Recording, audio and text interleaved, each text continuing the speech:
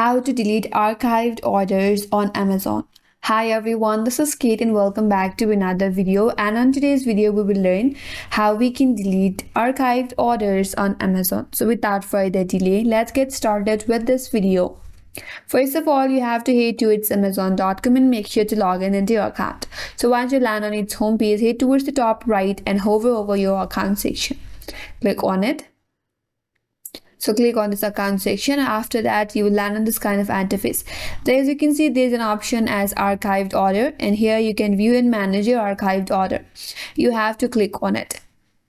Now you will land on your archived order page. Since I don't have any archived order, so there is no any orders right here. Now, in order to delete your archived order from your archived orders list, you have to select one of your order that you would like to delete. Click on it, and there you'll have an option either to cancel or to unarchive the orders. So click on unarchive the orders, and after that the orders will be removed from archived orders and the orders will go back to your main orders. But if you want to delete your browsing history, then you can also do that. Click on view or edit your browsing history, and from here click on remove from view. And also this will gonna remove your item from the browsing history.